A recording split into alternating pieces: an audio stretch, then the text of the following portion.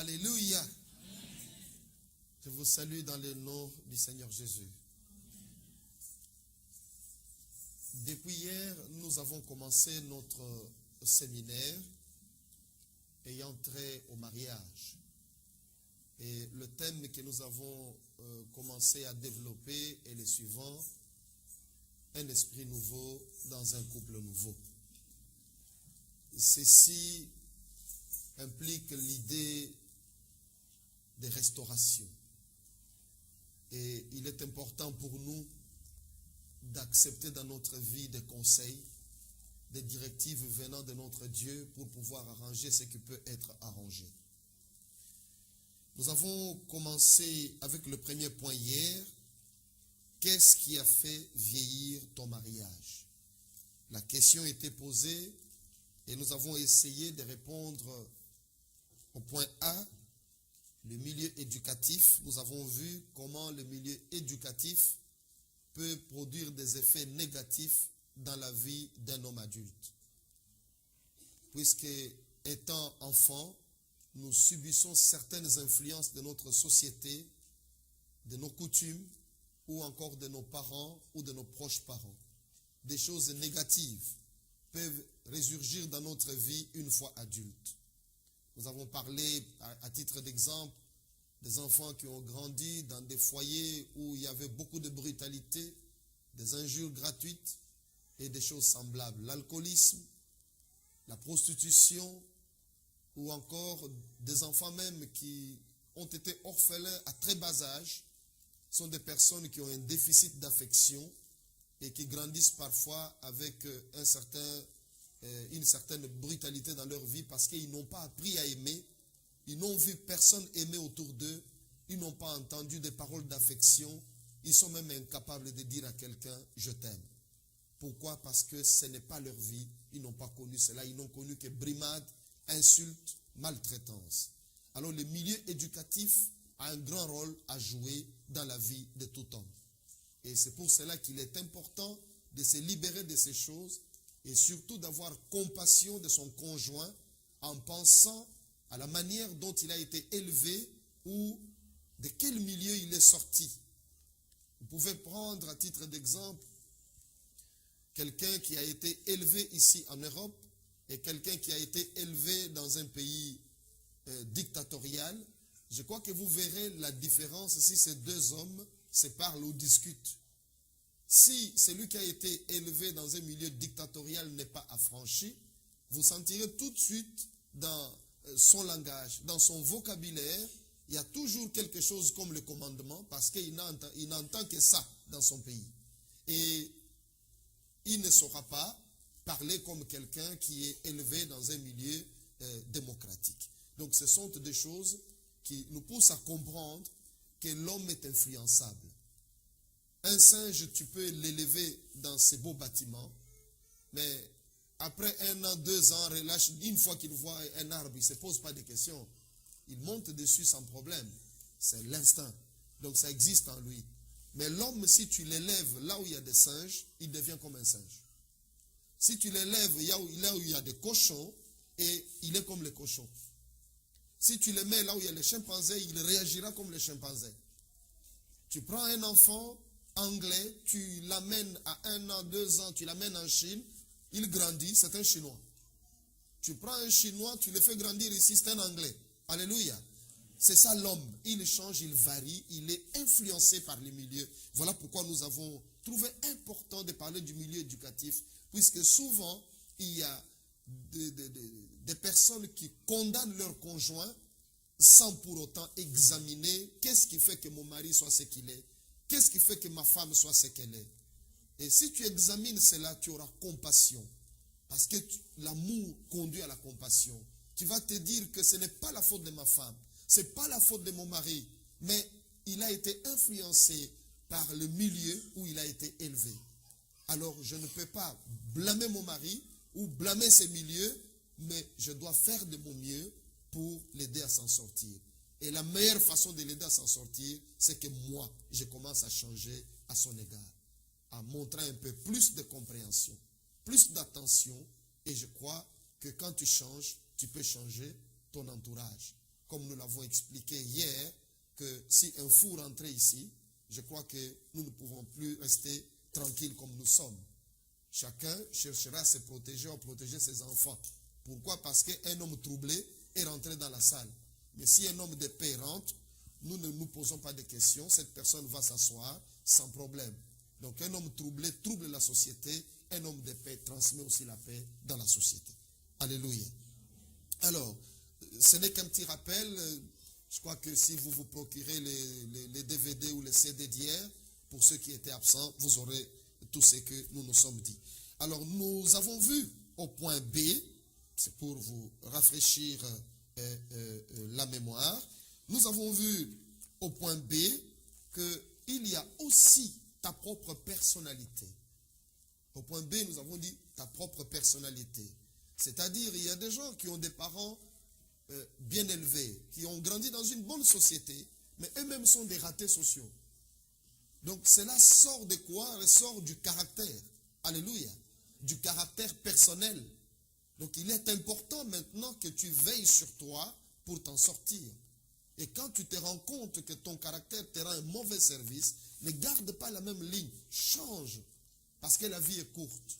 Tu peux causer beaucoup de dégâts autour de toi et tu n'arrives plus à réparer cela à cause de ton mauvais caractère.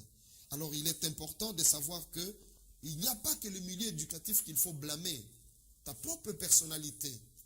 Parce que toute personne a son identité personnelle. Alléluia. Alors il est important pour toi de veiller sur ça et de te dire, mais pourquoi tout le monde me dit la même chose? C'est qu'il y a quelque chose qui ne va pas, je dois changer. Il y a un adage qui dit, ce n'est pas biblique, mais je crois que c'est toujours utile de les rappeler, même si c'est presque insultant. Mais on dit qu'il n'y a que les imbéciles qui ne changent pas. Cela signifie que toi, tu n'es pas un imbécile. Tu peux changer. Alléluia. Alors, nous passons maintenant au point C pour terminer un peu ces premiers points que nous avons commencé depuis hier. Nous abordons le point C qui est le dernier point, et le dernier de ces points, de ces premiers points concernant notre enseignement. Le point C, nous le sous-titrons comme ceci, l'absence de prévention. Donc l'absence de prévention peut faire vieillir un mariage, peut être à la base de ce que nous appelons, entre guillemets bien sûr, de la vieillesse de votre mariage. Parce que nous ne voulons pas des mariages qui ont vieilli. Nous voulons des mariages qui soient toujours nouveaux. Alléluia. Voilà. L'absence de la prévention. Sur ce point particulièrement, nous essayons de traiter un peu le problème qui conduit la plupart des couples au divorce. Parce que dans l'église du Seigneur, nous ne célébrons pas les divorces, nous célébrons tout simplement le mariage. Je n'ai jamais vu, même dans la plus mauvaise église possible, qu'un couple vienne et que le pasteur ou le prêtre célèbre le divorce devant l'église. Alléluia. Ça n'existe pas. Donc c'est dans l'église qu'on célèbre le mariage. Le divorce se fait ailleurs. Ce n'est pas l'église qui va vous autoriser de divorcer. Et c'est pour cela que quand vous, en tant que pasteur, quand je vois une femme ou un homme venir me parler des problèmes de son couple, même s'il me dit j'en ai marre, je suis fatigué, je dois partir, je sais que cette personne n'a pas envie de partir. Parce que s'il avait envie de partir, il ne serait pas venu me voir. Il serait parti voir la police ou le juge. Je ferai de mon mieux pour réconcilier ces personnes. Alléluia. C'est ça au moins la réalité, parce que ce n'est pas mon rôle de séparer un couple. Ce n'est pas mon travail en tout cas. Et ce sont des juges ou encore des policiers, je ne sais pas qui ont ces rôles. Mais moi, les pasteurs, mon travail, c'est de vous unir. Alléluia. Alors, nous parlons ici de l'absence de prévention. Je voudrais que chaque sœur et chaque frère, toute personne qui est mariée ou qui envisage de se marier, puisse penser à cela sérieusement. Parce que beaucoup de divorces arrivent à cause de cela. Tu t'es marié, tu te dis, j'ai conquis un trophée, ça me suffit. Je garde mon trophée, je l'enferme dans une armoire, c'est tout. Ma femme n'a plus rien à me dire, je l'ai épousée. Mon mari n'a plus rien à me dire. Je l'ai accepté. Détrompez-vous. L'amour est un sentiment qui s'entretient. C'est comme un feu de bois. Si tu n'entretiens pas l'amour, il s'éteint. Le feu de bois s'entretient. Et si tu ne pousses pas le bois, tu n'auras plus de feu. C'est la même chose avec l'amour. L'amour n'est pas quelque chose d'acquis. Même l'amour envers Dieu. La Bible dit que la foi vient de ce qu'on entend, et ce qu'on entend vient de la parole du Christ. Qu'est-ce qui fait que l'amour entre nous et Dieu continue? C'est la parole. Alléluia. La parole. Nous aurons l'occasion d'en parler. Et nous sommes d'abord ici concernant un peu la prévention des choses qui conduisent au divorce. Parmi ces choses qui conduisent au divorce, il y a ce que la Bible appelle l'infidélité. L'infidélité, soit de l'homme, soit de la femme, peut conduire un couple au divorce. Alors, comment faire pour prévenir l'infidélité? Voilà au moins ce que nous devons voir cet après-midi. Pour que nous qui sommes mariés, nous puissions conserver notre mariage. La volonté de Dieu est que vous puissiez vivre ensemble jusqu'à ce que l'un de vous enterre l'autre. Dieu ne veut pas que vous puissiez vous séparer.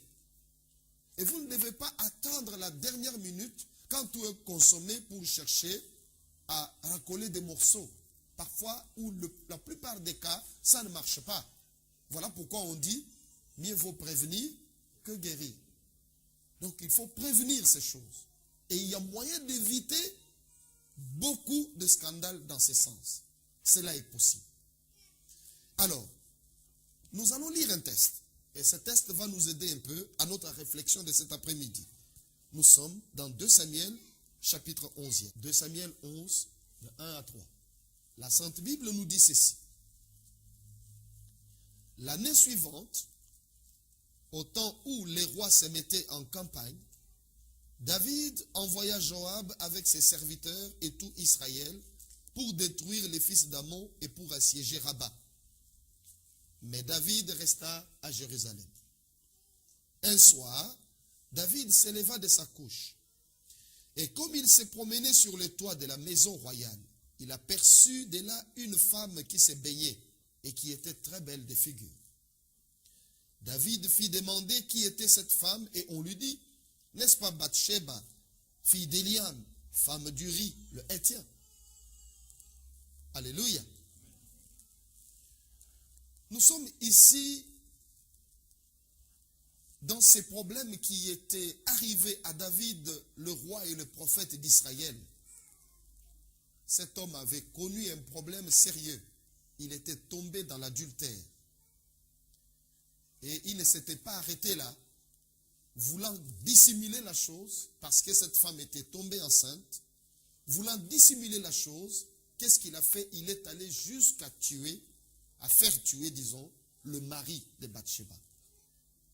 Mais finalement, Dieu avait dévoilé la chose et David s'en était repenti. Dieu avait fait grâce à cet homme. La miséricorde de Dieu s'était manifestée à ce sujet. Mais ce genre de choses, je dis qu'il y a moyen de les éviter. Parce que la prévention est quelque chose d'important. La Bible nous dit que tout ce qui a été écrit l'a été pour notre instruction, pour notre formation. Si Dieu avait permis ces choses dans la vie de David, c'est pour que nous puissions profiter pour être enseignés. Rien n'est arrivé au hasard et rien n'arrive au hasard dans la vie d'un serviteur de Dieu. Tout ce qui arrive est prévu par Dieu pour enseigner le peuple. Il n'y a rien de hasard. Alors tout ce qui était arrivé là n'est pas quelque chose auquel tu dois t'accrocher, que puisque David avait fait ceci, moi aussi je dois faire. Non, le but poursuivi par Dieu n'est pas celui-là. Le but poursuivi, c'est de te montrer que ce n'est pas bon. Alléluia. Alors, qu'est-ce qui est arrivé que David, d'un côté, et Bathsheba de l'autre, tombe dans ses péchés d'adultère? Et nous savons que ce péché, selon la Bible, conduit au divorce. L'homme ou la femme peut pardonner, s'il le peut. Mais, dans beaucoup de cas, l'homme ou la femme choisit de se séparer de l'autre. Mais nous voyons ici que nous pouvons tirer des enseignements. Des enseignements qui peuvent nous aider dans notre vie de couple. De sorte que des choses comme celle-là ne nous arrivent pas. Alléluia. Alors, la première des choses que nous notons qui a conduit, qui a permis à ce que ceci arrive, nous notons d'abord l'oisiveté de David. La Bible nous dit que au temps où les rois se mettaient en campagne, David envoya Joab avec ses serviteurs et tout Israël pour détruire les fils d'Ammon et pour assiéger Rabat. Mais David resta à Jérusalem. Je reprends pour une meilleure compréhension. L'année suivante, au temps où les rois se mettaient en campagne, vous soulignez ça, au temps où les rois se mettaient en campagne, vous sautez maintenant jusqu'à la fin du verset. Mais David resta à Jérusalem. Alléluia. C'était un temps où les rois se mettaient en campagne. Et dans la façon où des guerres se faisaient à l'époque, le roi n'était pas quelqu'un qui restait chez lui, c'était celui qui conduisait les guerres. Le roi était sur le champ de bataille. C'est là où Akab est mort. C'est là où David lui-même a triomphé des armées philistines et des autres armées. Mais remarquez que quelque chose d'insolite arrive. David, qui était un grand guerrier, qu'est-ce qu'il fait? Au temps où les rois se mettaient en campagne, au temps de la guerre, il envoie le chef de l'armée, lui reste à Jérusalem. Or, la façon où l'État était dirigé, c'est l'armée qui jouait un grand rôle. Et quand les officiers, les grands officiers de l'armée partaient, en quelque sorte, c'est l'administration qui était en panne. Et David s'est retrouvé là, pratiquement sans rien faire. Parce que tous ses chefs étaient partis en guerre. Le roi dormait, et un soir, il s'est levé, et il s'est mis à se promener sur le toit de sa belle maison qu'il s'était construite, une belle maison de cèdre. C'est en ce moment-là, au moment de son oisiveté, c'est-à-dire au moment où il n'avait rien à faire, que quelque chose se passe. Nous continuons. Un soir, David s'éleva de sa couche et comme il se promenait sur le toit de la maison royale, il aperçut de là une femme qui se baignait et qui était très belle de figure. Concernant l'oisiveté, je crois que David est monté sur le toit pour se promener. Je ne peux pas ici dire que David ne savait pas qu'à partir de son toit, il avait une vue imprenable sur la plage. Il le savait. Il savait qu'à partir de ce toit, parce que c'était pas la première fois qu'il s'est levé pour se promener sur son toit, il savait qu'à partir de son toit, il pouvait bien voir les femmes ou les hommes qui pouvaient se laver là, à la rivière qui était à côté de son palais. Il savait là où il allait. Il a regardé et la Bible nous dit qu'il a perçu une femme qui s'est baignée et qui était très belle de figure. Là, il y a le problème de la tentation qui se pose. Cette femme qui est partie se baigner en cet endroit savait bien que si quelqu'un se mettait sur le toit du roi, il me verrait. Elle est allée se baigner là. Et David, du haut de son toit, pouvait très bien voir cette femme. Et la vue était bien proche. Parce que tu ne peux pas distinguer la beauté d'une personne à une très longue distance. Alléluia. Cela signifie que la distance était suffisamment raisonnable pour que le roi se rende compte que cette femme est belle. Autrement dit, le lieu où cette femme se lavait n'était pas loin du palais royal. De là, on peut facilement deviner l'intention. Nous trouvons que ce sont des choses qui pouvaient être évitées. Alléluia. Nous continuons la lecture. David fit demander qui était cette femme, et on lui dit, n'est-ce pas Bathsheba, fille d'Eliam, femme d'Uri, le Héthien. Nous trouvons que c'est la vue de cette femme avait retenu l'attention de David. Nous devons donc essayer de voir, à travers ce qui s'est passé, qu'est-ce que nous pouvons faire pour éviter ce genre de choses. Parce que l'une des raisons, si nous pouvons essayer de justifier un peu cette femme, qui l'a poussée à pouvoir aller se baigner à un endroit proche du palais royal, et où elle pouvait facilement être vue, son mari était en guerre. Il était l'un des officiers militaires de David. Et des guerres pouvaient prendre des mois, parfois des années. Cette femme était restée seule. Donc, ce qui se passe là, c'est quoi? Elle était dans une situation que la Bible appelle la privation. Elle était privée de son mari. Or, dans le corps de l'homme, il y a ces désirs qu'on appelle les désirs sexuels. Ce n'est pas un désir que je blâme. Tu ne dois pas blâmer cela. Si tu n'as pas ce désir, tu n'es pas normal. Tu dois l'avoir en toi. C'est comme ça que Dieu a créé l'homme. C'est comme ça que Dieu a créé la femme.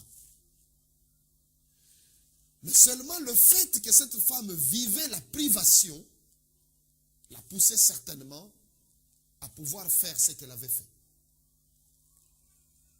La Bible nous le dit, lisons un peu, 1 Corinthiens 7, le verset 5. Il est écrit, « Ne vous privez point l'un de l'autre, si ce n'est d'un commun accord, pour un temps, afin de vaquer à la prière, puis retourner ensemble, de peur que Satan ne vous tente en raison de votre manque de maîtrise. » Alléluia.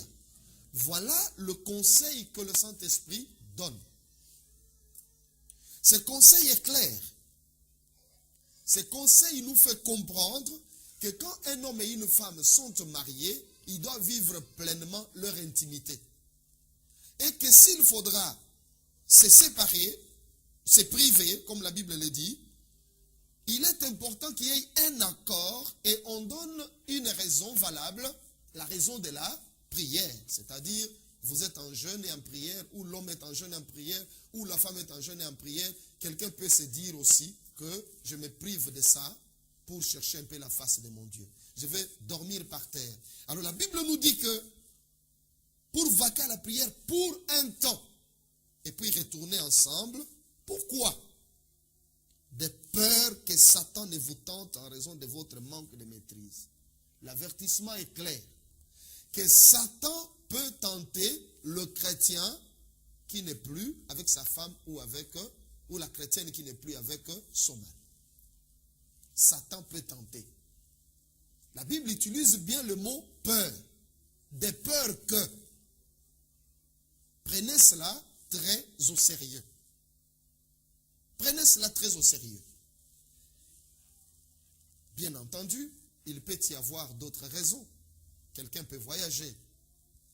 On ne peut pas blâmer quelqu'un qui voyage. Alléluia. Quelqu'un peut être fatigué. C'est tout à fait normal. Vous n'êtes pas des machines. Alors, c'est pour vous dire que tout doit être raisonnable. Tout doit être raisonnable et non intentionnel. Il ne faudra pas priver ta femme ou priver ton mari de ce dont il a droit. Parce que quand vous remontez un peu plus haut, le verset 3e dit que le mari rende à sa femme ce qu'il lui doit. Ce n'est pas une faveur que tu fais à ta femme. C'est un droit. Et que la femme agisse de même envers son mari. Ce n'est pas une faveur que tu fais à ton mari, c'est son droit. Parce que, en parlant avec des personnes mariées, depuis que j'ai commencé mon ministère pastoral, il n'est pas rare d'entendre que c'est utilisé même comme une punition. On punit le mari, on punit la femme en lui privant. Je vous dis que ce sont des gros risques que vous prenez. Alléluia. On ne punit pas quelqu'un sur ses plans. C'est un droit. Et quand tu fais cela dans le but de punir, tu pèches. tu dois te repentir. Alléluia. Tu pêches. Parce que la Bible dit que c'est son droit. Mais toi, tu lui refuses son droit. Alors, nous voyons ici que cette femme vivait dans la privation. Le temps était prolongé. Et elle s'est laissée aller de cette manière. C'est ce que nous devons retenir aussi pour notre couple, pour éviter que ce genre de problèmes ne se produisent. L'autre point qui peut être aussi lié à cela, c'est quoi? C'est l'insatisfaction sexuelle, bien entendu. Cette insatisfaction est souvent due à l'égoïsme. Et cet égoïsme qui s'est fait même dans l'intimité doit être combattu. Si tu dis que tu aimes ta femme ou que tu aimes ton mari, tu ne peux pas être égoïste sur ce point. Tu peux lui refuser un verre d'eau, mais pas cela. Je me fais comprendre. Pourquoi? Parce que ce sont des pièges qui conduisent les femmes ou les hommes à penser à regarder ailleurs. Et après, ce sont des problèmes qui s'en suivent, difficiles à gérer. Et souvent ingérables. Souvent ingérables. Alors, il est important de prévenir tout cela. Ne pas faire des choses de manière tout simplement à poursuivre ta propre satisfaction. L'amour donne. Quand tu y vas, vas-y pour donner. Si l'autre aussi vient pour donner, je crois que vous serez contents, tous les deux. L'insatisfaction est l'un des motifs qui a conduit beaucoup de femmes ou beaucoup d'hommes à pouvoir aller voir ailleurs. Parce que la femme a entendu dire ceci, l'homme a entendu dire cela. Il s'est dit, bon, j'entends des gens qui racontent, j'écoute, j'apprends ceci, j'apprends cela, je vais aller essayer. Et après, ce n'est toujours pas bon, les conséquences. Voilà pourquoi nous devons savoir gérer nos couples, savoir gérer notre lit conjugal. Il ne suffit pas d'être compétent en cherchant de l'argent pour la maison, compétente en travaillant dans la maison, en rendant la maison propre, en préparant très bien, et incompétent au lit. Le mariage se passe là. Et nous avons le devoir de demander même auprès de Dieu, c'est un sujet de prière valable. Tu trouves que ça ne marche pas, jeûne, prie, mets-toi à genoux, cherche la face de Dieu. C'est pour ton mariage. Dieu va t'exaucer. Tu n'as pas à avoir honte de cela parce que c'est Dieu qui t'a créé comme ça. Parle-lui, dis-lui clairement ce que tu souffres, ce qui te fait souffrir, ce qui te pousse à ne pas donner satisfaction à ton épouse. Dis à Dieu, ôte-moi cet égoïsme. Le Seigneur va t'aider. Alléluia. C'est très important. Puisqu'il ne faut pas attendre pour pleurer après. Il faut gérer cette situation maintenant avec responsabilité en sachant que j'ai en face de moi un être humain qui a besoin de moi. Si cette personne s'est mariée à moi, c'est qu'elle a besoin de moi. Je ne peux pas vivre avec elle comme un robot. Je ne peux pas vivre avec cette personne comme une machine que je dois utiliser pour mon propre plaisir et ne pas donner le plaisir à cette personne. Alléluia. De là, on peut parler aussi de la maltraitance. Il y a des personnes sur le plan sexuel, je dis bien qu'ils sont maltraités par leur conjoint. On peut l'abandonner là. La femme, si cette femme décide 1 mois, c'est 1 mois. Elle va dormir avec son jean. C'est très bien. C'est très bien. Mais ne pleure pas après. Ne pleure pas après. Parce que ce sont des choses qui ont toujours des conséquences. Ça a des conséquences. Donc l'autre peut patienter. Il peut patienter. Il peut dire bon, ça va changer, ça va changer. Mais il y aura un jour où il ouvrira la bouche pour en parler à une femme, à une autre femme. Ok? Celle-là, peut-être qu'il enviait aussi depuis longtemps. Il dit, ah, mais tu es un idiot. Comment tu peux accepter des choses comme ça? On lui change des idées. On les travaille petit à petit. Et un jour, ce sont des larmes. Alléluia. Gérez votre couple.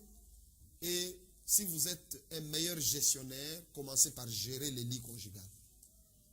Si vous réussissez là, le reste deviendra facile. Alléluia. Il y a même parfois des problèmes d'insoumission des femmes. Et dans certains cas, vous suivez de près, les problèmes ne viennent même pas de tout ça, ça vient du lit. Je vous ai répété une fois lors de la convention passée qu'on ne demande pas de la soumission à une femme qui se sent aimée. On ne lui demande pas la soumission et elle se soumet automatiquement. Parce qu'elle se sent aimée. Au moment où la femme se voit négligée, humiliée au lit, abandonnée, ça a des réactions pendant la journée. Vous pouvez vous mettre là, traiter les symptômes. Or, le problème est ailleurs. Personne n'ose en parler. Mais c'est à vous, le couple, d'y penser sérieusement. De faire le diagnostic et de savoir résoudre ces problèmes. Parce que vous ne vous êtes pas mariés uniquement pour vous regarder, aller travailler, revenir, manger ensemble. Alléluia. Si tel était le cas, tu peux engager une bonne. Tu peux aller manger dans un restaurant. Mais il y a autre chose que l'homme du restaurant ne peut pas faire à ta place. Alléluia. Personne ne fera ça à ta place. Ce sont des désirs dont vous avez besoin. Chaque personne, tout homme, toute femme, a ses désirs en lui. Et ces désirs, Dieu a prévu comment il doit être satisfait. Ne sortez pas du plan de Dieu. Je peux vous donner un exemple. Lisons un peu dans Matthieu chapitre 15.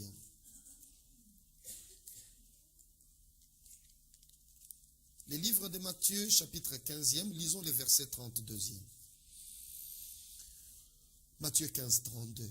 La Sainte Bible dit, Jésus ayant appelé ses disciples dit, je suis ému de compassion pour cette foule, car voilà 3 jours qu'ils sont près de moi et ils n'ont rien à manger. Je ne peux pas les renvoyer à jeun, de peur que les forces ne leur manquent en chemin. Alléluia. Peut-être que vous vous demandez, mais que vient faire un problème de restauration dans un enseignement comme celui-ci? C'est juste pour aider chacun de nous à comprendre. Nous avons là Dieu, Jésus-Christ. Il a une foule immense devant lui. Il a donné la parole de Dieu. Le Saint-Esprit, je ne pense pas qu'il y ait un prédicateur qui puisse avoir l'abondance du Saint-Esprit comme Jésus. La Bible nous dit qu'il avait l'Esprit sans mesure. Alléluia. Donc, ça coulait. La présence de Dieu était là. Ces hommes et ces femmes étaient bénis parce qu'ils écoutaient la parole de Dieu, non pas de la bouche d'un certain Job Moukadi, mais de la bouche de Jésus-Christ en personne. Il était là, physiquement, en train de parler. Mais à la fin, Jésus lâche ses paroles. Il dit, il a d'abord eu compassion de la foule. Il dit, voici 3 jours que cette foule est auprès de moi. Et ils n'ont rien à manger. Je ne veux pas les renvoyer à jeun, de peur que les forces leur manquent en chemin. Alléluia.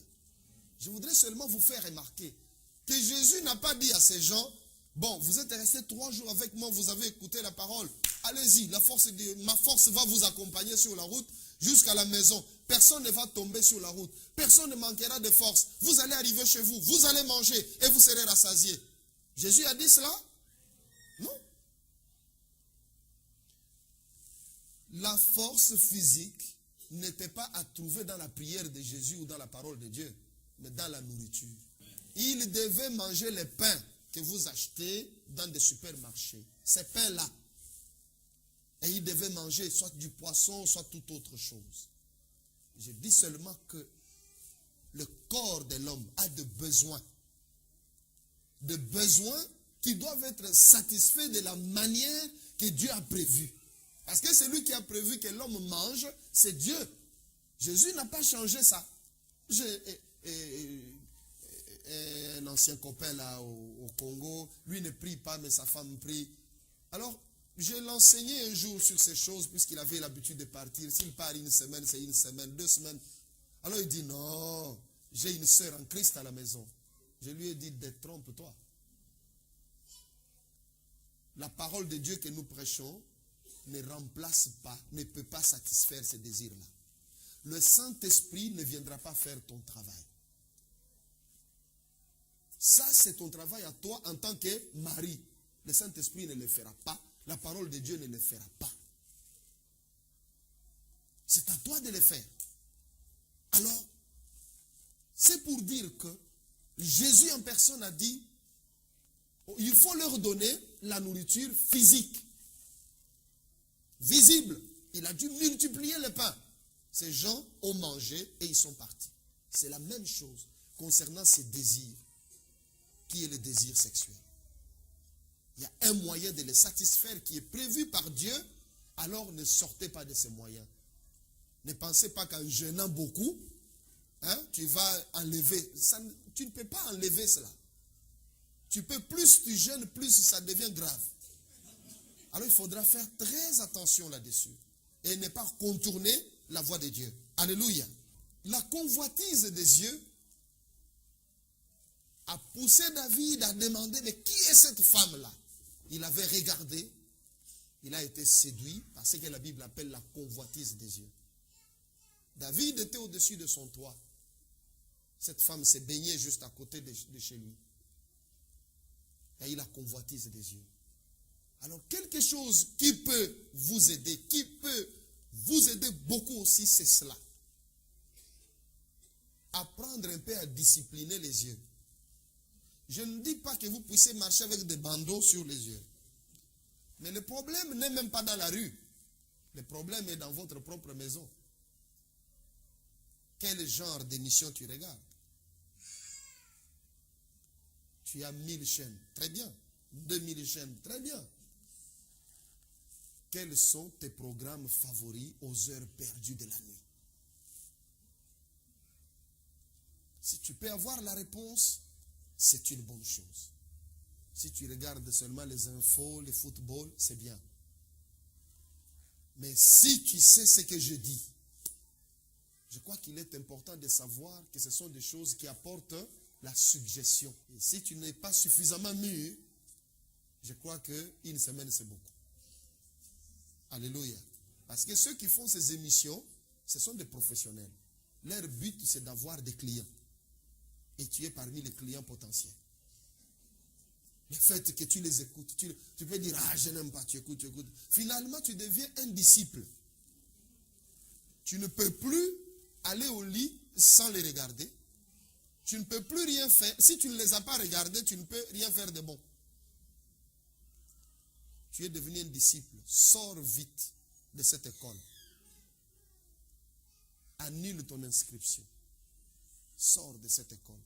La convoitise des yeux, c'est quelque chose de très, très dangereux qui a poussé l'homme de Dieu, parce que je ne sais pas si tu as plus d'onction que David, je ne le crois pas, mais ça a poussé ce grand homme de Dieu de pouvoir tomber là où il était tombé.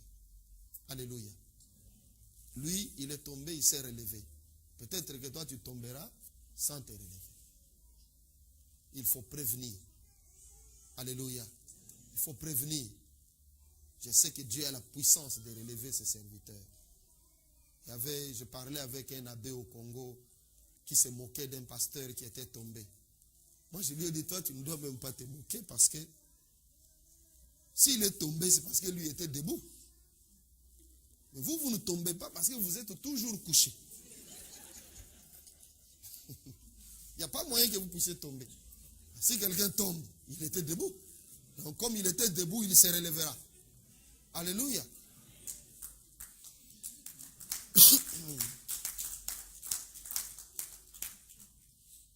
Alors, nous devons, peuple de Dieu, faire vraiment attention.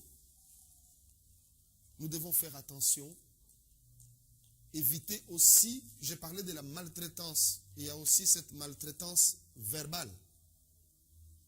Puisque tu ne peux pas, du matin au soir, crier sur ta femme ou sur ton mari, lui dire des paroles méchantes et lui exiger la gentillesse au lit. Ça ne marche pas partout, ça ne marche pas. Je suis bien placé pour vous le dire. Parce que j'ai cet avantage de parler avec plusieurs personnes et je ne le fais pas d'aujourd'hui. Ça fait plus de 21 ans que je suis pasteur d'église. Et ce que je vous dis est authentique. Ça ne marche pas comme ça. L'autre peut jouer un peu à l'hypocrisie, mais sachez que tu veux passer une bonne nuit, passe une bonne journée. Voilà le principe. Une fois que vous avez passé une bonne journée, facile, tout le reste, ça vient de soi. Il n'y a pas de problème. Mais quand pendant la journée, tu es dur comme un commandant militaire, et la nuit, tu deviens doux comme un agneau. Non. Non. Il y a un problème. Alléluia. Il y a un problème. Nous sommes ici pour changer. Nous avons dit qu'il n'y a que les imbéciles qui ne changent pas. Tu es un être humain. Tu peux changer. Tu as la capacité de changer. Tu parlais français au Congo, tu arrives ici, tu parles anglais. Quand tu parles maintenant français, c'est avec des mots anglais. Tu as changé. Parfois, tu ne te rends même pas compte. Moi-même, je voulais dire David, je voulais dire ici David. Suppose, je ne parle même pas l'anglais en question.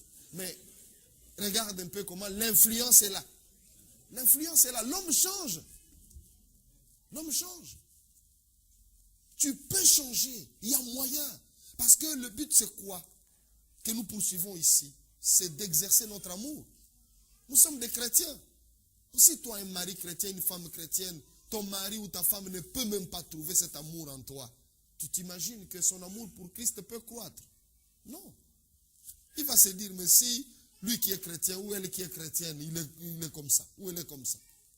Mais où est-ce que je peux trouver encore l'amour? Tu peux changer. Cela est possible. Comme je ne cesse de vous le répéter depuis hier, il y a 2 personnes à changer dans votre couple. C'est toi et ton conjoint. Alléluia.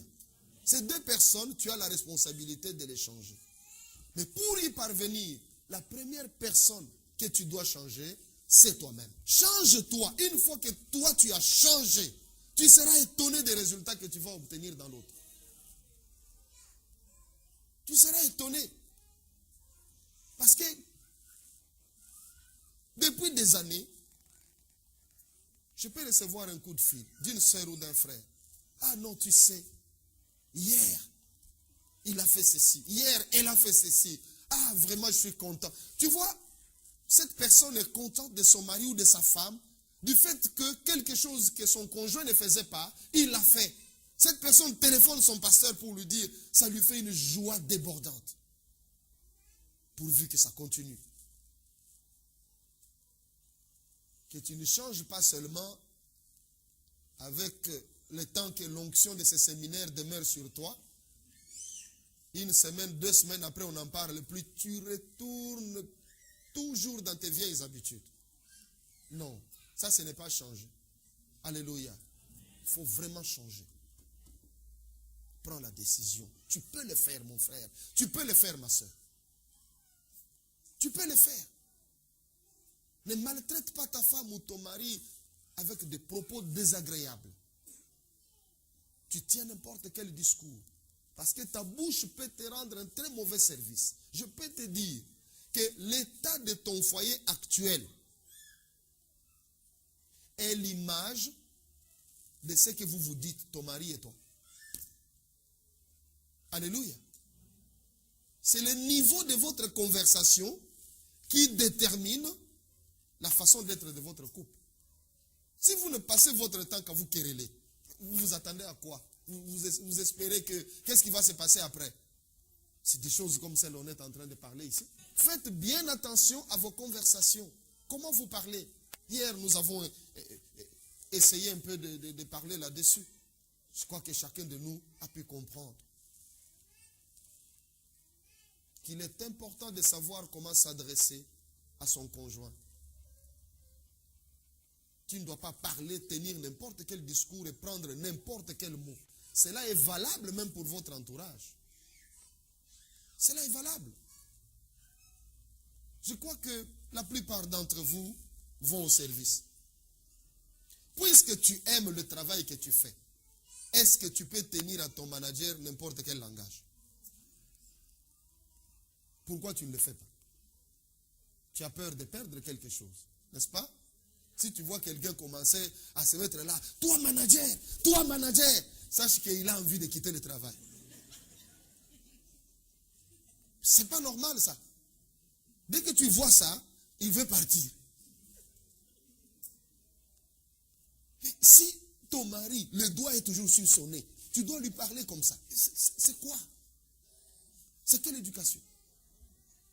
C'est quoi franchement? Tu viens d'où? Et quand tu arrives quelque part à la fête, tu dis, tiens, c'est mon mari. Hein? Non, c'est pas ton mari ça. C'est juste pour la frime comme on dit. Mais quand il faut vivre le mariage, non. Si tu avais assez de biceps, il serait par terre tous les jours. Please. Changeons. Changeons, franchement, changeons. Cet homme est ton mari, il est le père de tes enfants. Donne-lui du respect. Que les enfants voient la valeur de leur père. Que les enfants voient la valeur de leur mère. Qu'ils grandissent et ils vont vous respecter. Ils vont vous respecter et si vous vous conduisez d'une manière légère, ne vous attendez pas à grand chose dans les mariages de vos enfants. Vous serez déçus. Parce que les enfants ne font pas ce qu'on leur dit. Ils font ce qu'ils voient. Ils font ce qu'ils vous voient faire. Si ce que vous dites est conforme à ce que vous faites, gloire à Dieu. Mais si vous avez un discours et un comportement, les deux opposés, non, ne vous attendez pas à grand chose. Vous aurez toujours des rapports négatifs. Alors ne condamnez personne. Dites que ça c'est mon travail. J'avais fait un mauvais travail, voilà les résultats. Parce que l'avenir des enfants ne se prépare pas la veille de leur mariage.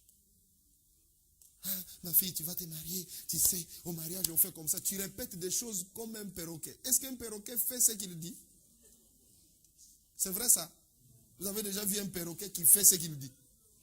Tu répètes des choses que tu as entendues à gauche, à droite, ou que tu as entendues ici, tu les répètes. Ah, oui maman, oui maman, oui maman. Elle ne le fera pas. Elle ne le fera pas. Parce que ce n'était pas ça sa vie. Elle ne t'a pas vu vivre comme ça. Et quand elle ira là-bas, chaque fois qu'elle aura un problème, elle va réagir comme toi tu réagissais. Alors, vous avez des responsabilités énormes. D'abord, de conserver votre propre mariage, parce que Dieu ne veut pas du divorce. De deux, d'éduquer les enfants par un témoignage de vie. Et tu ne peux pas savoir. Tu peux venir ici avec ton mari ou avec ta femme. Et tu ne peux pas savoir combien de couples ont déjà tiré d'exemple sur vous si vous vous conduisez bien. Ah non, je voudrais que moi aussi, mon couple soit comme ce couple-là. C'est très bien. Donc il n'y a pas que tes enfants, même l'entourage. Les gens qui vous regardent vous apprécient. Peuple de Dieu, nous avons des trésors dans ces livres. Dieu nous a tout donné. C'est la pratique. C'est la pratique. Il suffit de mettre ça en pratique, c'est tout. Tu n'as pas besoin de suivre des émissions télévisées, des gens, des couples qui... Tu as tout ici, dans la Bible. Tout est là. Sois seulement à l'écoute de Dieu. Il y a un problème. Tu n'as pas besoin de téléphoner à la radio, à la télévision. Mon mari m'a fait ça, qu'est-ce que je dois faire? Non. Et l'autre peut te dire au bout du film, mais quitte-le, c'est un voyou. Voilà le conseil que tu vas avoir. Mais prends ta Bible, lis-la, prie le Seigneur. Il y a un problème dans le foyer. Ne te précipite pas à chercher tout le temps. Oh, tu vas rencontrer une femme, tu téléphones à l'autre. Ah voilà, dites-moi un peu. Qu'est-ce que... Non, commence d'abord ma soeur, commence mon frère par prier. Cherche un peu Dieu. Dis Seigneur, c'est toi le fondateur du mariage. Regarde ce qui arrive. Seigneur, aide-moi, aide mon mari, etc., etc. Et quand tu fais ces choses, tu vas voir que la main de l'Éternel va se manifester. Et parfois, sans même avoir rencontré le pasteur, la paix est revenue dans le foyer. Parce que tu as fait confiance à Dieu. Nous sommes dans ce séminaire. Nous sommes là pour pouvoir réussir dans notre mariage. Le dernier point que je peux énumérer concernant ce point C, c'est l'influence des mauvais esprits. Ne sous-estimez pas cela. Dieu aime les mariages. Dieu a établi les mariages. Le diable n'aime pas les mariages. Dieu est bon, le diable est mauvais. Le diable n'aime pas les mariages. Alors, il faudra savoir que quand nous parlons de la tentation, la Bible nous dit que aucune tentation ne vient de Dieu. Dieu ne tente personne. La tentation vient soit de tes désirs charnels, soit de Satan. Et c'est Satan qui est le tentateur en chef. Son désir, c'est de séparer des couples. Vous voyez vous-même, vous vivez dans cette société occidentale, combien le mariage est en train d'être ridiculisé. On valorise les concubinages, les copinages. Des milliers de personnes vivent sans se marier. Si tel est votre cas ce soir, mariez-vous. Donne de la valeur à la mère de tes enfants. Épouse-la. Ne vivez pas comme ça. Nous sommes des êtres humains, nous ne sommes pas des animaux. Le mariage est quelque chose de bien que Dieu a prévu pour l'homme. Vivez selon les règles de Dieu. Satan n'aime pas les mariages. Vous trouvez le concubinage, vous trouvez le copinage, toutes ces choses. Vous trouvez l'homosexualité, etc. Mais ce sont des choses qui sont en train d'être valorisées, entre guillemets, par des lois humaines. Mais le but, vous pensez que c'est quoi? C'est la liberté? Non. C'est combattre les mariages. Il faut regarder ça sur le plan spirituel. Vous pouvez voir, ah non, ils sont libres de faire ce qu'ils veulent. Tant mieux. Ils le sont. Et la Bible nous fait comprendre. Nous fait comprendre que notre liberté ne puisse pas être une occasion de chute pour les autres. Il est important pour nous de savoir que le mariage est combattu et de mener une vie de prière à ce sujet. Prie pour ta femme, prie pour ton mari. Prie pour l'unité, prie pour la paix dans votre couple. Parce que Satan peut tenter ton épouse ou ton mari et le faire chuter, sans que lui ne le veuille. Alléluia.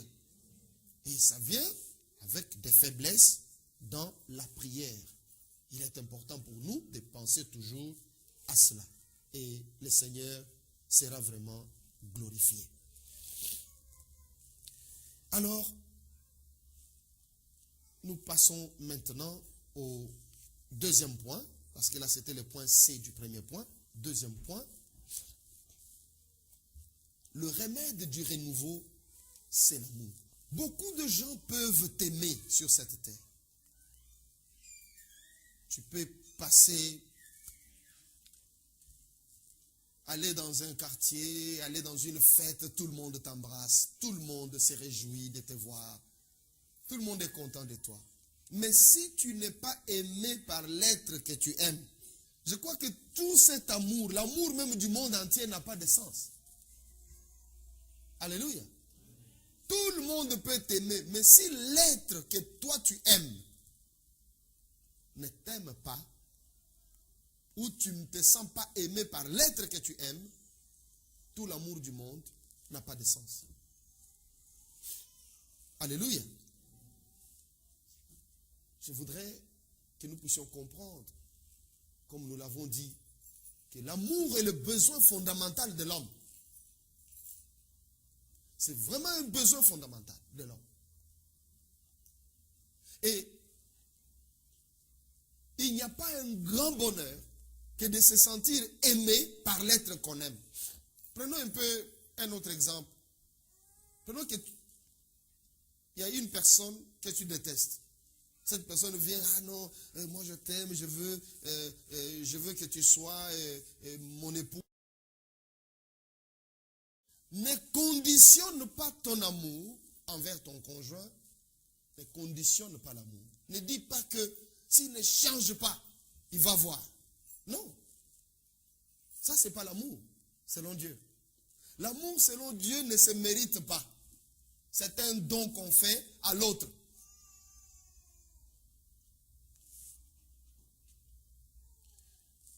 Tu n'es pas venu ici pour qu'on prêche ton mari ou qu'on prêche ta femme. Tu es venu pour toi-même. Alléluia. Puisque souvent j'entends toujours, parle-leur, parle. Non. Toi. Tu n'es pas venu pour les autres. Tu n'es pas venu pour qu'on parle aux autres. Tu es venu pour que Dieu te parle. Réfléchis là-dessus. Est-ce que l'amour que je donne à ma femme, est-ce que c'est un don ou c'est parce qu'elle le mérite? L'amour que je donne à mon mari, c'est un don que je lui fais ou bien c'est parce qu'il le mérite? Nous ne méritons rien dans ce monde, vous savez. Devant notre Dieu, on est sans mérite. Nous ne méritons rien. Le Seigneur dit qu'il n'y a pas de juste, pas même un seul. Ça, c'est Dieu qui parle, lui qui nous connaît. Toi, tu peux te dire, je me suis sanctifié. Très bien. Mais devant Dieu, qu'est-ce que tu représentes? On ne représente rien. Sans le sang de Jésus, nous ne sommes que de l'ordure. Il n'y a que ce sang-là qui nous a lavés, purifiés et qui nous a donné un nom qui nous permet de nous tenir devant le trône de la grâce. C'est une faveur que Dieu nous fait. On ne mérite rien. Regarde-toi un peu bien. Toi-même, tu te connais. Est-ce que tu mérites de t'asseoir même sur cette chaise? Je dis non. Est-ce que moi, je mérite de me mettre ici debout? Je dis non. Je dis non. Mais c'est la grâce de Dieu. C'est Dieu qui nous aime. Il nous a sauvés dans son amour. Il nous a donné son Fils. On dit, Dieu a tant aimé le monde qu'il a donné son Fils. Quel est le monde que Dieu avait aimé, mes soeurs, mes frères? C'est le monde des meurtriers, des adultères, des voleurs, des malfaiteurs. Des personnes qui tuaient même des prophètes que Dieu a envoyés. C'est quel monde? Le monde des féticheurs. C'est ce monde-là que Dieu a aimé. Parce que quand Dieu a aimé, Jésus n'était pas encore mort. Jésus était encore au ciel. Il a tant aimé. Qu'est-ce qu'il a fait? Il a donné son Fils pour sauver les pécheurs. Et pourquoi veux-tu que ton mari se sauve sans toi? Pourquoi veux-tu que ta femme soit sauvée sans toi? C'est toi qui as la responsabilité de sauver cette personne. Et tu ne le feras pas sans amour. Si tu ne l'aimes pas, tu ne le sauveras pas. Vous allez divorcer ou encore vous allez mourir comme ça. Toujours dans des querelles, dans des problèmes. Commence par aimer cet homme ou cette femme tel qu'il est. C'est ton fardeau. C'est le fardeau que Dieu t'a donné. Et si Dieu t'a donné ce fardeau-là, il sait que tu es capable de le porter. Tu es capable de porter ce fardeau-là. Et tu peux avoir un grand témoignage. Je crois vous avoir donné le témoignage d'une sœur au Congo qui avait un problème. Son mari était alcoolique. Et il buvait. Et quand il revenait, non, il vomissait. Oh, c'était dégueulasse. Et quand il se met à ronfler, c'est l'odeur de l'alcool qui remplit. Vous qui avez des maris qui ne buvaient pas, louez le Seigneur ne fût-ce que pour cela. Au lieu tout le temps de chercher des fautes. Louez le Seigneur pour ça, parce qu'il y a des gens qui vivent de calvaire. Et cette femme, parfois, quittait la chambre pour dormir dans le couloir. L'odeur était insupportable. Et souvent, elle craquait, elle dit, mais pasteur, je n'en peux plus. C'est un mari qui est des noms. Et quand il revient comme ça, il dort. Il se réveille pour gueuler en plus. Pour n'avoir rien fait la nuit. Et il gueule le matin. Il va boire, il revient, il ne fait rien la nuit, etc. Et je lui ai dit, ma soeur, je sais que tu pries pour ton mari. Mais je voudrais, le Seigneur m'inspire quelque chose. Désormais, quand il revient, il dort, mets-toi à genoux, commence à prier pour lui. Prie à haute voix. Pleure devant Dieu, supplie le Seigneur. Je savais ce que personnellement je poursuivais. Et elle a dit non, je ne peux pas le faire. Je ne supporte même plus de le mentionner dans mes prières. Moi, je dis non. Fais-le pour moi alors. Je lui ai demandé de le faire pour moi. Prie. Et je voudrais que tu me fasses un rapport là-dessus. Il ne l'a pas fait, peut-être une semaine ou 2 semaines, mais après, il s'est décidé de le faire. Le mari est revenu. Cette nuit-là, elle s'est mise à genoux. Elle a commencé à pleurer pour son mari. Et le Saint-Esprit l'avait touché. Elle a pleuré, elle a supplié l'Éternel. Oh, le gaillard ne dormait pas, il écoutait. Il a écouté, il a écouté. Le matin, il s'est réveillé, il n'a pas gueulé. Le dimanche, il a dit, on va avec toi à l'église. Cet homme a été changé par la prière. Il a entendu comment sa femme pleurait. Il s'est dit non. Il a été vivement touché et il a abandonné l'alcool. Il a quitté cette vie. C'est l'amour qui avait fait ça. Sans l'amour, tu ne changeras pas ta femme. Tu ne changeras pas ton mari. Voilà pourquoi je vous dis que votre propre changement d'attitude, il est pour beaucoup. Il est important que tu changes d'attitude. Parce que tu te dis, quand il dit tic, toi tu dis tac, il dit, bon, vous n'allez pas vous en sortir. Tant que chacun de vous cherchera à avoir les derniers mots, ça ne marchera pas. Il faut qu'il y ait quelqu'un qui s'humilie. Et cette personne qui doit s'humilier, c'est toi. Alléluia. C'est ça l'amour. C'est ça le remède pour apporter un renouveau dans le couple. N'attends pas que l'autre commence. Toi qui entends cette parole, commence. Si vous êtes à 2 ici, ne rentrez pas à la maison, vous commencez à vous épier. On lui avait parlé là-bas, est-ce qu'il met ce qu'il avait entendu en pratique? Non. Ce n'est pas à lui que je parle, c'est à toi que je parle. Toi commence sans te poser des questions. Déjà en quittant cette salle, change ta façon de lui parler. Tu parles à ton mari, à ta femme comme à un ennemi. Donne-moi ça, prends ça. C'est quoi ça, franchement? Alléluia. Ça peut changer ma soeur, ça peut changer mon frère. Ça peut changer. Cela est possible. Prenons un peu Proverbe 21e chapitre. Proverbe 21e chapitre, le verset 9e.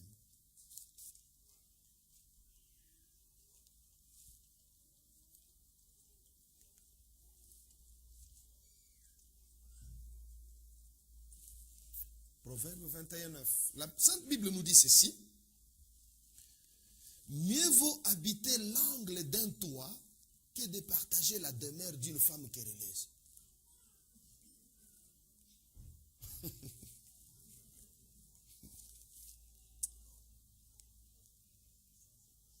L'homme qui parle ici avait 1000 femmes. Salomon, fils de David. Il avait 700 concubines, 300 femmes. Je ne sais pas si j'ai inversé, mais en tout cas, soit 300 femmes, 700 concubines, ou 700 concubines, 300 femmes, ça revient au même, c'est toujours 1000. Alléluia. C'est-à-dire, il sait ce qu'il écrit. On ne peut pas douter. Mieux vaut habiter à l'angle d'un toit que de partager la demeure d'une femme querelleuse. C'est grave. Une femme querelleuse. Et Salomon nous fait voir que c'est quelque chose qui met absolument l'homme mal à l'aise. Il ne peut que te fuir. Et il y a des femmes qui ont perdu leur mariage à cause de l'esprit de querelle. Dans toutes choses, elle doit avoir raison. C'est un mauvais esprit qu'il faut chasser. Tu vas avoir raison partout. Ton mari, lui, ne connaît rien. Donc, lui, on doit le corriger là. Finalement, le mari se rend compte que ça, c'est pas ma femme, c'est ma mère. Puisque tu vas lui rappeler sa mère avec une telle conduite, il va te fuir. Il va aller chercher une femme. Je me fais comprendre? Tu vas lui rappeler sa mère. Il va se dire, mais je croyais être déjà adulte, être chez moi. Mais là, franchement, non. Et il y a aussi une manière de parler qui ne peut pas changer un homme. Parce qu'un homme tel que Dieu l'a créé, il aime se sentir important chez lui. C'est comme ça que Dieu l'a créé. Et quand tu veux le réduire plus que rien, il ne supporte pas. On peut beau vous chanter égalité homme-femme, je vous le concède. Regardez seulement les statistiques, ici en Occident, les statistiques de divorce, pour comprendre que ça ne marche pas. Ça ne marche pas. C'est un principe qui ne marche pas. Donc, quand l'homme se retrouve coincé, il a envie de prendre l'air de liberté. D'autres ne divorcent pas, mais se crée un espace de liberté quelque part. Donc vous entendez qu'il a une femme dans tel coin, personne ne doit le savoir, ma femme est très méchante. Mais il s'est créé un espace de liberté. Quand tu engueules toujours, pourvu que je ne sorte pas. Ok? Nous rions, mais retenons aussi. Mieux vaut habiter l'angle d'un toit que de partager la demeure d'une femme querelleuse. Si tu es une femme querelleuse, arrête ma soeur. C'est quelque chose qui ne t'apportera pas bénédiction dans ton mariage. Change. Des querelles ne donnent pas la vie à un mariage. J'ai pris ce verset pour te parler à toi l'homme. Ce n'est pas à la femme que je voulais parler. L'homme qui a la femme querelleuse. Peux-tu, à partir de ce soir, aimer ta femme telle qu'elle est? C'est ainsi que tu vas la sauver. Alléluia. Je voudrais te demander, mon frère, si tel est ton cas, commence par aimer ta femme. N'attends pas qu'elle cesse d'être querelleuse pour l'aimer. Ne planifie pas d'aller chercher une autre femme. Ne cherche pas un espace de liberté à part. Tu as ton fardeau, ce fardeau c'est celui-là. Cette femme querelleuse, Dieu te l'a donnée pour qu'elle change. Aime-la telle qu'elle est, prie pour elle, tu vas voir des résultats. Tu vas voir des résultats, elle-même va commencer à témoigner et elle va aider beaucoup de gens. Elle va aider beaucoup de gens. C'est l'amour qui peut la sauver. Ce n'est pas le fait que tu te dises, toi tu parles trop, toi tu gueules trop, toi tu peux crier comme ça et vous allez tous les deux crier toute votre vie. Le Seigneur a dit, gardez le silence et je combattrai pour vous.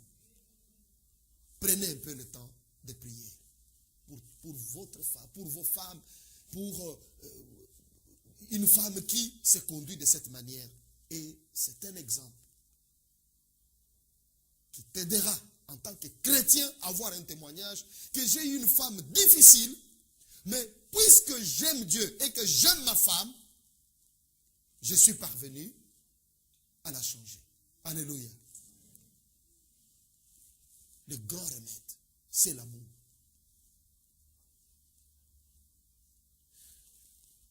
L'autre remède, disons que l'autre ingrédient qui peut nous aider à vivre ces remèdes d'amour, c'est le respect. Lisons un peu Ephésiens 5, 33.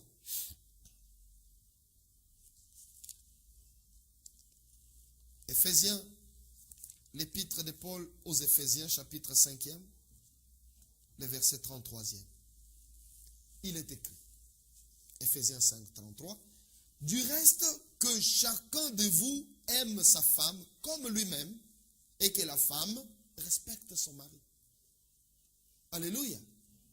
Ce que Dieu demande à l'homme, c'est quelque chose de très difficile. Alléluia. Parce que quand vous lisez cette référence, ces chapitres, à partir du début, vous trouvez qu'il est dit que l'homme doit aimer sa femme comme Christ a aimé l'Église. Vous avez déjà médité comment Christ a aimé l'Église. Alléluia. Et voilà le devoir que nous, on nous donne, nous. Je ne sais pas si un seul homme est capable de le faire. Dans la grâce de Dieu, certainement. Aimer sa femme comme Christ a aimé l'église.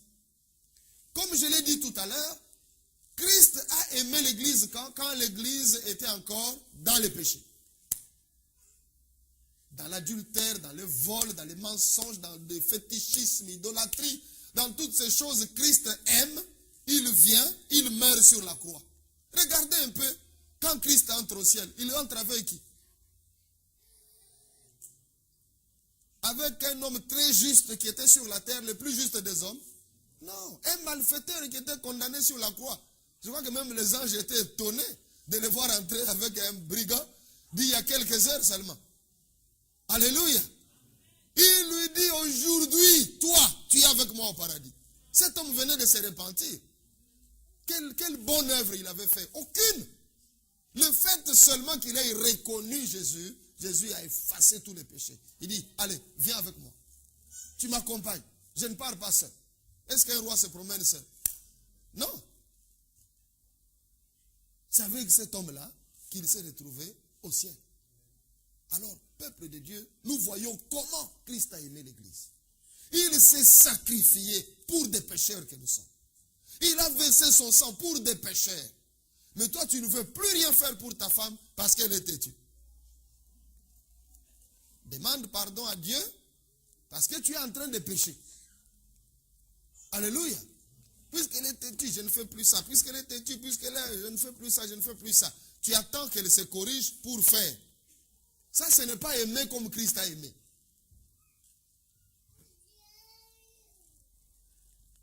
Les messieurs, je me fais comprendre? Tu dois aimer ta femme comme toi-même, ajoute le Seigneur. La façon que tu t'aimes là, aime aussi ta femme. De la même manière. Or, cette femme peut être une femme querelleuse. Ok? Tu vois un peu ta responsabilité? Il y a des péchés que tu confesses, mais ces péchés-là, tu ne les confesses pas. Tu n'aimes pas ta femme comme toi-même.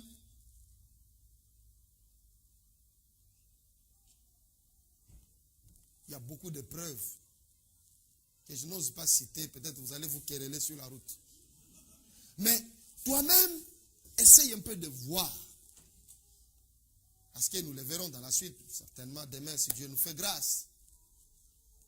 Mais il est important pour nous de savoir que cet amour, Dieu nous le demande. Et Dieu dit à la femme, bien sûr, dans d'autres références, on dit aussi que la femme doit apprendre à aimer son mari. C'est exact. Mais on demande quand même quelque chose d'autre, le respect. Et ce respect, il est mutuel. Il n'y a pas que la femme qui doit respecter son mari, l'homme aussi doit respecter sa femme et respecter les enfants. Les enfants respectent les parents, le respect doit être mutuel. C'est quelque chose, quand nous on était enfants, nos parents étaient très regardants sur la question relative au respect. Ils étaient très regardants là-dessus. Et tu ne peux pas faillir de ce côté-là. Il y a des choses qu'on faisait automatiquement et qu'on fait automatiquement jusqu'aujourd'hui. Alléluia. Pourquoi? Parce qu'on l'a appris dès le bas âge. On nous a appris à céder la place à une personne adulte. Tout simplement. Alléluia. Une personne adulte, une personne plus âgée que toi, tu es assis, il n'y a plus de chaise, laisse-lui la place. Est-ce que beaucoup d'enfants peuvent le faire aujourd'hui? C'est très difficile. Mais nous avons gardé ces attitudes-là. Alléluia. Du respect envers une personne qui est plus âgée que vous. On vous dit, bon voilà, quand vous arrivez, vous trouvez une personne plus âgée que vous, vous les saluez, bonjour monsieur, ou bonjour tel ou tel autre, tu sais de son nom. Tu ne peux pas tendre la main le premier. Mais aujourd'hui, vous pouvez être là à 20. Un enfant de 15 ans qui arrive. Il fait la ronde. On trouve ça normal. C'est pas normal. Alléluia. Normalement, dans les usages, tu ne peux pas serrer la main de tout le monde. Une personne que tu ne connais pas, dis bonjour, bonjour, c'est tout. Ok? S'il est plus âgé que toi ou c'est une autorité, s'il lui tend la main, tu acceptes son salut, c'est tout. Mais tu ne peux pas arriver, tu trouves les gens, tu ne dis rien, comme un muet. Et puis tu t'assois. Non. Tu arrives dans un deuil, tu commences à sauter les gens, aller saluer les gens. Non. C'est pas normal. Tu dis bonjour à tous. Bonjour, c'est tout. C'est facile. Tu n'as pas besoin de faire toute cette cérémonie-là. Alors, ce sont des petites choses. Parfois, on oublie, parfois. Mais il est important de s'en souvenir. Savoir, par exemple, ôter son chapeau quand on parle à un supérieur. Ce sont des choses faciles à vivre. Même la Bible nous demande, quand nous prions, nous ne devons pas porter les chapeaux devant le Seigneur. Et des petites choses comme ça, ça montre le respect. Mais revenons à ce qui nous intéresse. Le respect entre l'homme et la femme. Si tu ne respectes pas ton mari, pourquoi veux-tu que nous, on le respecte? Femme. Alléluia. Toi-même, tu ne respectes pas ton mari. À notre présence, tu l'engueules. Tu l'envoies. Tu dis n'importe quoi. On dit, ah, ce type ici, nous, on croyait que c'est... Il est comme ça. Non, on va toujours le respecter. Bon. Mais change quand même, ma soeur. Change. Tu ne peux pas ridiculiser ton mari. Tu ne dois pas faire ça. Tu ne dois pas les ridiculiser. J'insiste, respecte ton mari. Donne du respect à ton mari. Tu peux demander un service.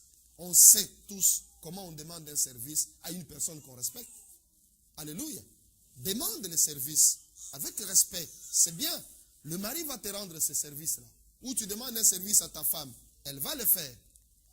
Mais si le langage, le ton, les mots utilisés sont déplacés, c'est à ce moment-là qu'on parle que le respect n'est plus là. Il n'y a pas de respect. Parce qu'on peut dire la même chose à une personne, la personne obéit à l'un et refuse d'obéir à l'autre. Tu dis que va me donner de l'eau à boire. Il peut te regarder dans les yeux et te dire que je ne veux pas. Qu'est-ce que tu vas faire? Alléluia. Qu'est-ce que tu vas faire? Rien.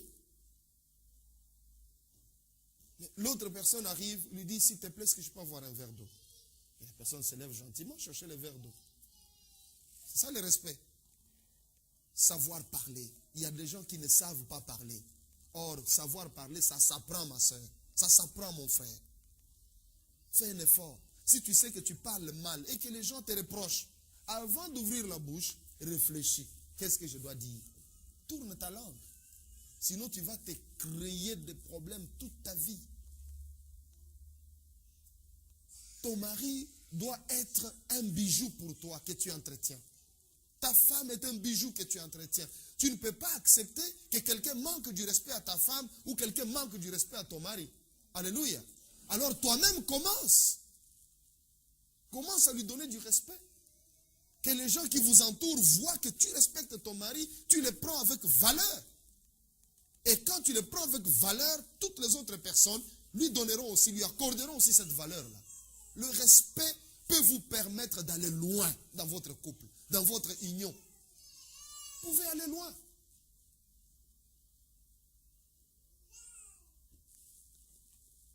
Alléluia.